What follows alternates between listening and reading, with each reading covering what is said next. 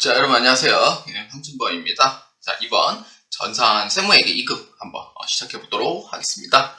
자, 108회차 합격률은 약 25% 정도 되고요. 107회차 대비 합격률은 6%만큼 높습니다. 그렇지만 문제 자체가 저도 이번 문제를 한번 합격률이 이제 낮은 이유를 면밀하게 분석해 보니까 전산 세무 2급에 대해서는 이런 문제가 확실히 좀 많이 어렵다라는 느낌을 많이 받았습니다.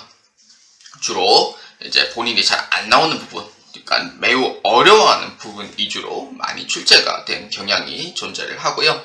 그리고 문제 자체가 복합적인 요소로 많이 출제됐기 때문에, 그러니까 1이 아닌 2 이상의 이제 요구하는 사항들을 이제 많이 물어본 거예요.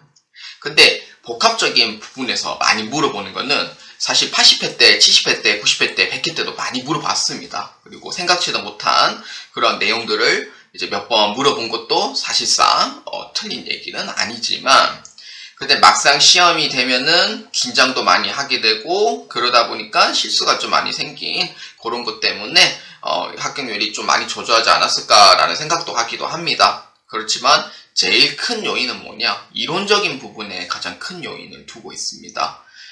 아마 제 생각에는 이 난이도 자체가 한 20회 때랑 30, 40회 때랑 느낌이 비슷합니다. 그렇기 때문에 이론적으로 특히 여러분들이 좀 많이 꼼꼼하게 좀 보셔야 되고요. 외우는 게 아닌 그 사항의 문제에 대해서 어떻게 해결할 거냐, 그 다음에 거래 내용은 어떤 거고 부가세 신고에 대한 내용은 어떤 거냐, 그런 부분에 대해서 잘 해결해 나가시는 것도 매우 중요합니다. 그러니까 문제 하나하나에 그런 의미를 두면서 한번 연습해 보시는 것도 가장 좋지 않을까라는 생각을 하게 됩니다. 자, 그래서 저는 실기 3번, 그 다음에 실기 4번에 대한 자동계산, 그 다음에 실기 5번에 대해서 한번 시작해 보도록 하겠습니다. 참고로 이론 문제 및 그 다음에 전표에 대한 문제들은 제 블로그를 보아주시면은 많은 도움을 받으실 수가 있습니다. 자, 107회차도 제 블로그를 이용해서 보아주시면 감사합니다. 자, 실무시험 시작하도록 하겠습니다. 자, 이번 회사 이름은 주식회사 세아산업입니다. 제조 및 도소매업을 영위로 하는 중소기업으로 단기 제10기입니다. 회계기간은 2023년도 1월 1일부터 12월 31일까지입니다. 수업용 프로그램을 이용하여 다음 물음에 답하시오입니다. 자, 저는 이 문제를 띄어 문제 3번에 대한 내용을 한번 보도록 하겠습니다. 자, 문제 3번입니다. 부가가치세 신고와 관련하여 다음 물음에 답하시오입니다. 이번 회차는 부가가치세 신고서 문제는 나오지 않습니다. 자, 1번. 자, 신용카드에 대한 설명입니다. 자, 다음은 2023년 제2기 부가가치세 예정 신고 기간에 신용카드 매출 및 매입 자료입니다.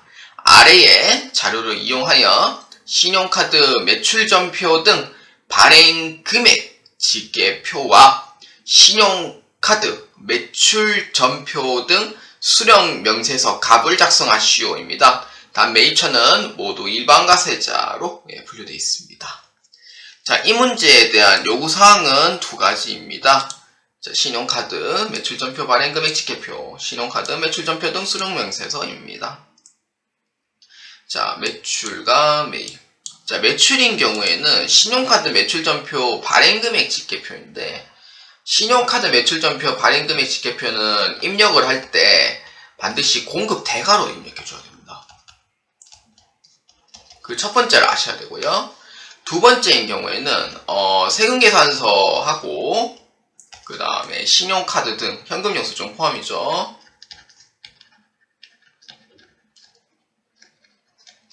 이제 증빙 자체가 두 개다라고 했을 때는 어떻게 입력하냐? 둘 다 입력한다고 했었죠. 신용카드나 현금 영수증 쪽에 한번 입력해주고 세금계산서 쪽에 받은 금액도 같이 포함을 한다라고 되어 있어요. 요거 두 가지를 잘 기억해 주시면은 여기 아마 2점짜리 문제가 아마 될 거고요. 자, 그 다음에 신용카드 매입인 경우 이제 매입 같은 경우에는 공제 대상인 경우에는 입력을 하고, 그 다음에 공제 대상이 아닌 경우에는 입력을 안 하죠. 예, 그 신용카드에 대한 설명입니다. 근데 여기서 이제 중요한 거는 공제 대상이 아닌 게 뭐냐. 자, 여기서 과하시는 분들을 위해서 다시 한 번 더, 한번, 예, 복습하는 차원에서 한번 해보도록 하겠습니다. 자, 공제 대상이 아닌 거는 총 6가지 정도 해당이 돼요. 그 첫 번째가 뭐냐면은 교통 관련된. 그 교통 관련된 거는 당연히 이제 우리가 타는 버스나 지하철이나 전철이나 그다음 무궁화호, 새마을호 같은 경우에는 면세가 분류되잖아요. 그 면세가 아닌 과세로 분류되는 경우는 어떤 거냐면은 뭐 KTX라든지 SR이라든지 아니면 KTX 이음이라든지 그런 거에 대한 고속철도, 그러니까 200km 넘는 시속 200km가 넘는 고속철도는 과세거든요. 그런 부분, 그 다음에 택시, 그 다음에 항공권 이런 거, 이런 부분에서는 공제가 안 됩니다. 왜?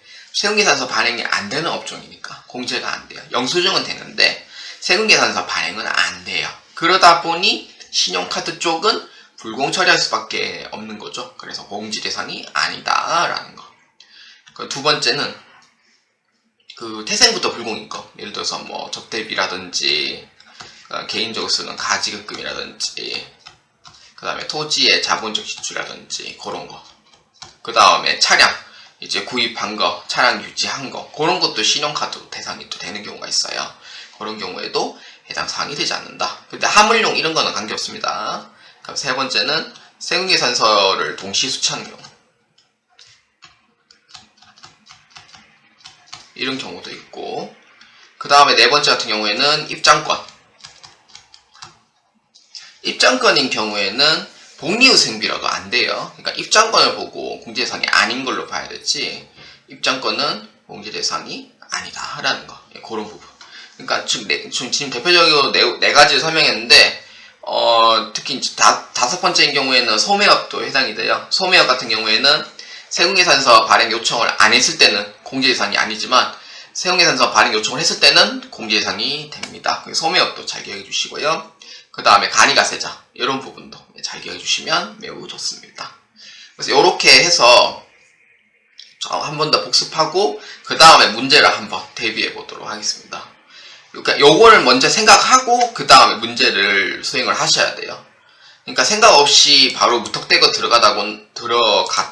들어가다가는 이게 문제가 내가 맞출 수 있는 것도 틀린단 말이에요. 게다가 긴장도도 상당히 높단 말이에요. 그렇다 보니까 꼭 생각을 한번 하고 문제를 대비하시면 돼요.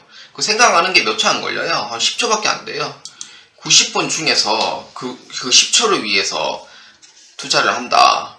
나는 솔직히 맞다고 보거든요. 90분을 위해 10초를 투자하고 그 다음에 문제 수행한다. 이거 몇 분 안 걸리는 문제예요. 참고로. 그렇기 때문에 한번 이 매출에 대한 부분을 보고 그 다음에 매입에 대한 부분을 한번 봅시다. 자, 여러분들은 부가가치에 있는 신용카드 매출전표 발행금액 집계표를 클릭합니다. 자, 신용카드 발행금액 집계표는 아까 얘기했듯이 공급 대가로 넣어준다고 했었고요. 2기 예정입니다. 7에서 9월로 잡아줍니다. 자, 요 칸에 넣어주시면 돼요. 그러니까 제가 이제 빨간색 테두리 칠한 거 있죠? 요 칸에만 넣어주시면 됩니다. 자, 공급 대가인 거 잊지 마시고요. 자, 한번 봅시다. 자, 7월 17일 제품 매출입니다. 400만원, 40만원, 440만원. 그러니까 7월 17일자 거는 440만원에 넣어주면 됩니다. 근데 이 문제가 신용카드로 매출했냐, 현금영수증 매출했냐 어떻게 구분한다면은 여기 신용카드 매출이 적혀있기 때문에 현금영수증은 일체 넣을 필요가 없습니다. 그렇기 때문에 신용카드 매출에 일단 7월 17일 거를 440만원 넣어줍니다. 그러면 7월 17일 거를 넣어주고 그 다음에 8월 21일 거도 넣어줍니다. 8월 21일 거는 330만원이니까 합쳐가 넣으면 되죠. 얼마예요? 770만원. 여러분들 신용카드가 실제 실무에서는 한 건 아니에요. 그러니까 특히 소매업 하거나 아니면 유통을 하거나 그런 쪽은 신용카드가 건수가 한두 건이 아닙니다. 수십 건, 수백 건이 넘어요. 그래서 다 포함시켜줘야 되는 분이고요. 그 다음에 9월 30일 거 더해주면 되죠. 220만원. 그럼 얼마예요? 총 합치면 900만원, 90만원 합쳐서 990만원 됩니다. 요렇게 1차적으로 넣어주고 그 다음에 2차적으로는 세금계산서 발급한 금액이 330만원이 포함되어 있다고 했어요. 이거 어떻게 해야 돼요? 그렇죠. 제가 포함시켜를 했었죠. 갓 중복되는 금액은 330만원을 요렇게 넣어주면 돼요. 요렇게 넣어주면은 신용카드 매출이 끝납니다. 이렇게 넣어주면 2점이에요. 단순해요. 생각보다. 요렇게 넣어주시면 되고요. 자, 그 다음에 이제 저장하고 자 매입 쪽을 한번 봅시다.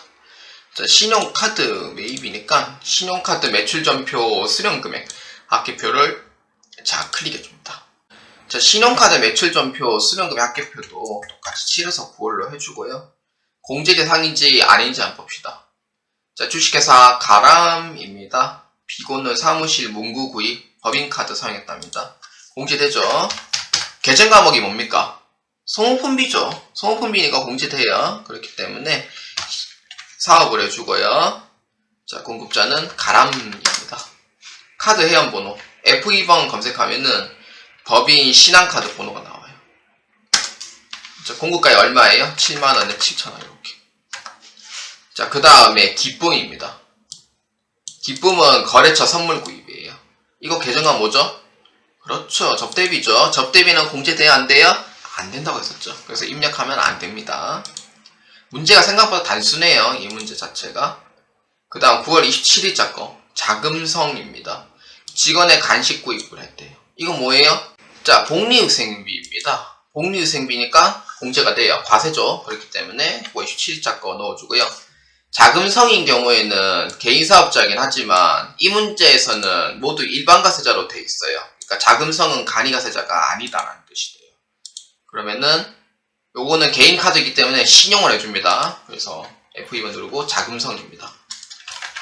오, 갑자기 짜장면이 먹고 싶은 그런 지금 지금 안 그래도 지금 녹화 날에 배가 고프거든요. 그렇기 때문에 뜬금없지만 지금 짜장면과 짬뽕을 지금 먹고 싶은 느낌이 듭니다. 자금성을 보호하니까.